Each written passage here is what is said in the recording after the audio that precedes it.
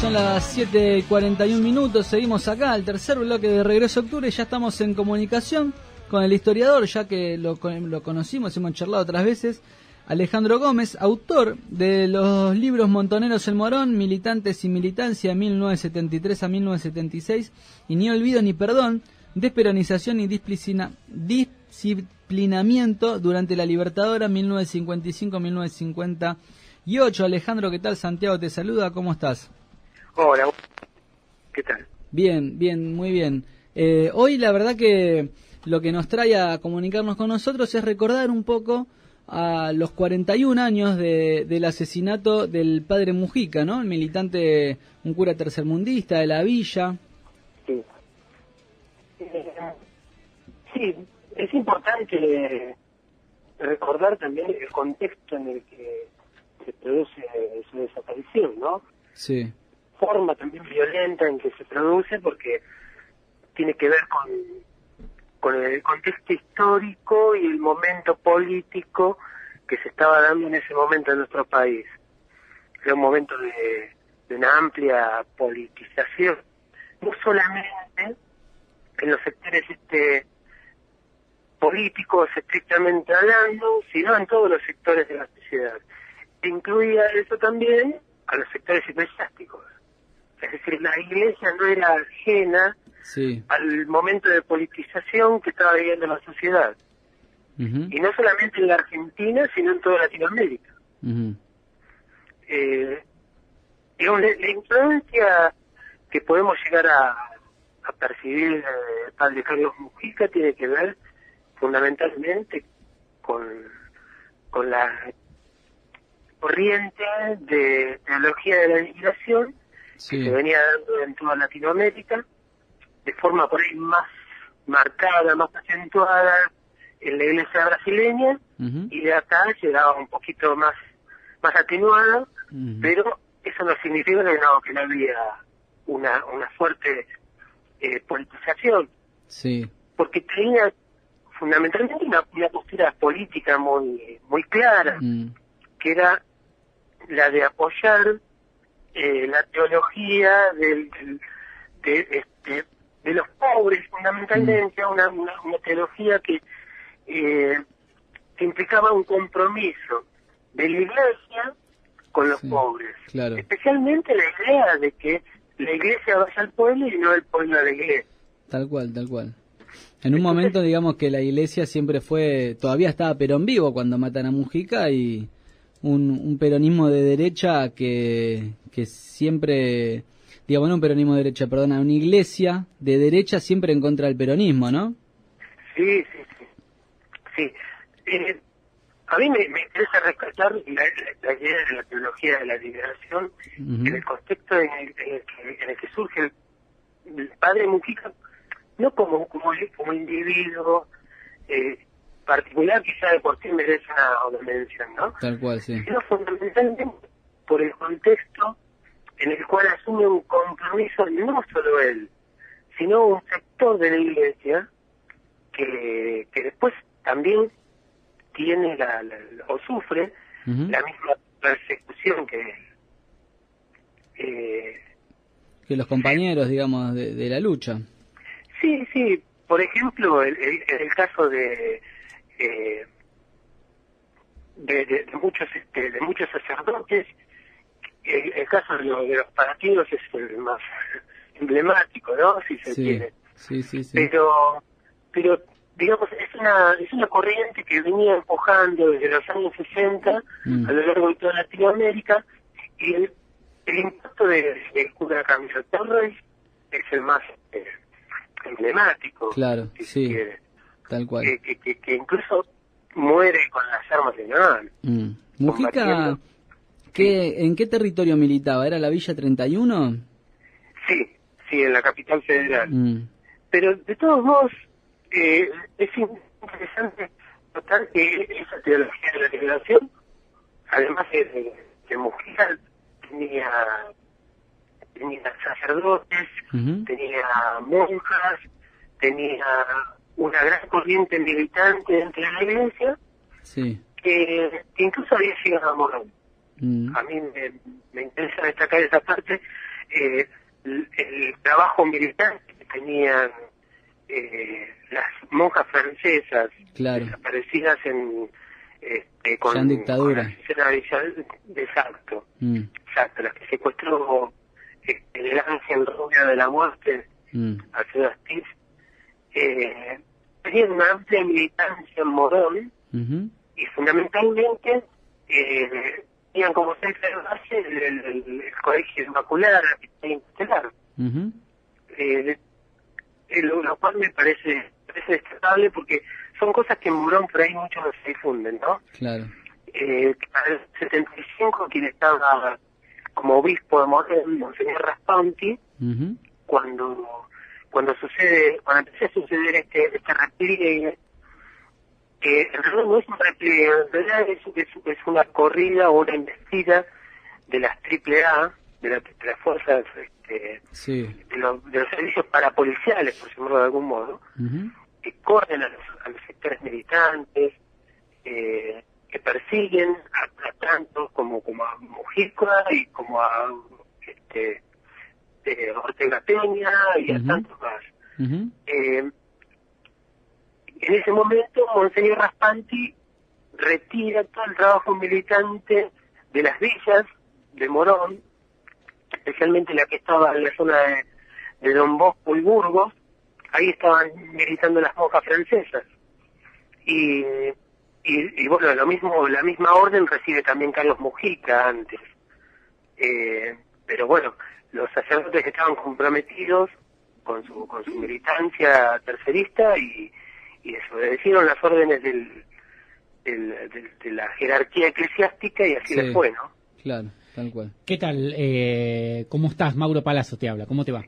¿Qué tal, Mauro? Bien, la pregunta que te hago es la siguiente. ¿Qué vinculación, si la tuvo, o si es parte de esa historia que nos vendieron y que compramos en algún momento, sobre el cura Carlos Mujica y la conducción o las bases de Montoneros? ¿La hubo o no la hubo? Sí, hubo vínculo, porque la conducción montonera, cuando comienza la militancia, lo hace dentro del ámbito de la Juventud de Acción Católica Argentina. Tal cual, sí.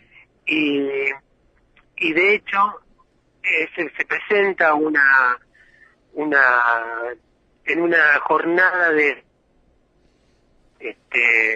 ayuda social que hacían los de Acción Católica.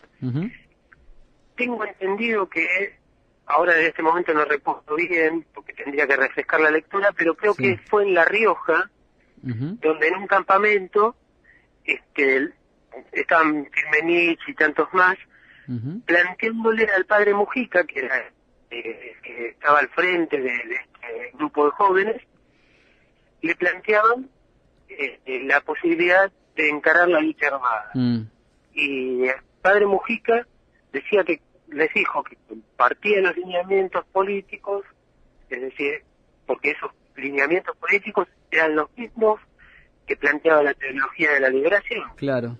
Es decir, la opresión, la justicia económica, que también son formas de violencia. Y que la violencia y la rebelión de los pueblos también, de algún modo, a pesar de ser violencia, es violencia justa. Tal cual. Que es lo que plantea la teología de la liberación. Pero el padre Mujica estaba en contra de tomar las armas, es decir, de la lucha armada como forma de liberación política. Entonces ahí es en ese momento en que deciden separarse, y intento militante que hacen, de algún modo, una empresa editorial, digo empresa, por llamarlo como emprendimiento, ¿no? Sí. Que es la edición de la revista que algunos compañeros de estos proto-montoneros, por decirlo de algún modo, sí, que en los años 60, intentaban ligar esa militancia de la Acción Católica con la ideología del peronismo. Claro. fundamentalmente para revertir la situación política, pues ya eran casi 15 años de proscripción del peronismo y del exilio del líder, ¿no? Seguro.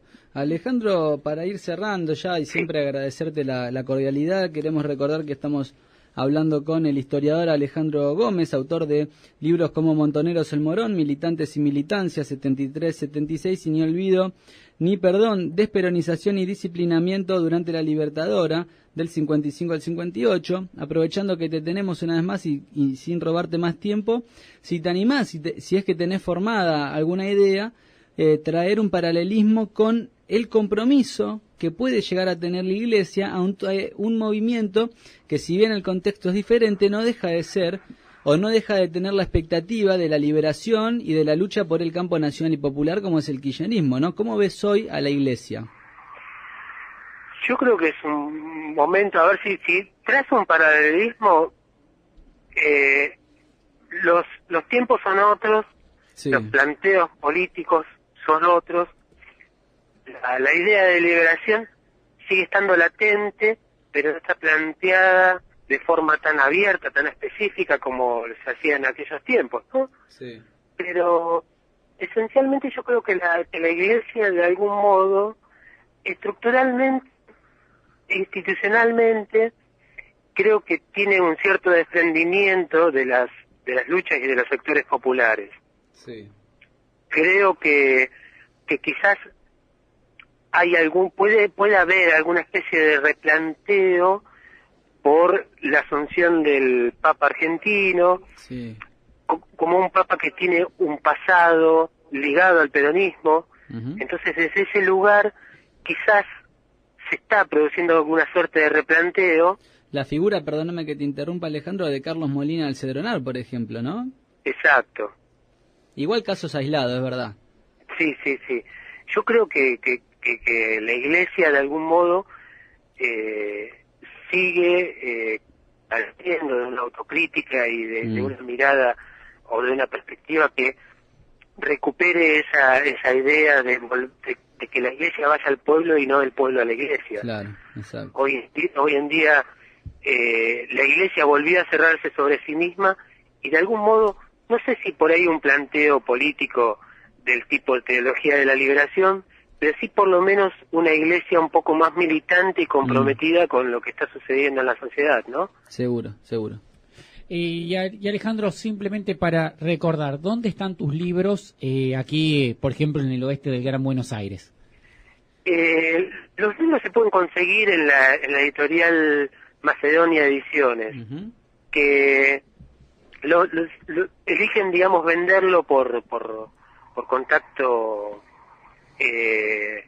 virtual, es decir, por Face o por la página web, porque sacarlos al circuito editorial de las librerías implica llevar los costos casi al doble. Ah, mira, claro. Porque las librerías son bastante, ¿cómo decirte? Son intermediarios bastante parasitarios. Claro. Yo entiendo que tienen que pagar impuestos y todo lo demás, pero se exceden. Sí, claro, se hace costoso. Entonces yo resigno, incluso hasta casi ni cobro el 10% de regalía del autor, con tal de que no que no aumente el precio, claro. Claro, sí. Está sí, muy a mí bien. me interesa más la difusión que otra cosa, porque, digamos, un autor de libros hace plata cuando venden de a miles los ejemplares. Tal cual. Pero cuando vendes de a cientos, como puedo vender yo, no haces nada. Tal cual. Seguro. Así que se puede ir por Macedonia Ediciones. Uh-huh. Macedonia Ediciones se puede encontrar por Face o por la página web, se googlea y sale. Está bien. Y bueno, ojalá que se difunda y que lo puedan leer. Seguro, Alejandro. Bueno, muchas gracias por tu tiempo, muy bueno el análisis. No queríamos dejar de recordar la muerte de Mujica y, como siempre, bueno, muchas gracias, muy completo, ¿eh? Estamos en comunicación. Bueno, muchísimas gracias a ustedes por ponerse en contacto y bueno, por decir también un poco la memoria y la difusión de la historia de nuestro país. Seguro. Bueno, muchas gracias, Alejandro. Un abrazo fuerte. Ahí pasaba el compañero Alejandro Gómez, historiador.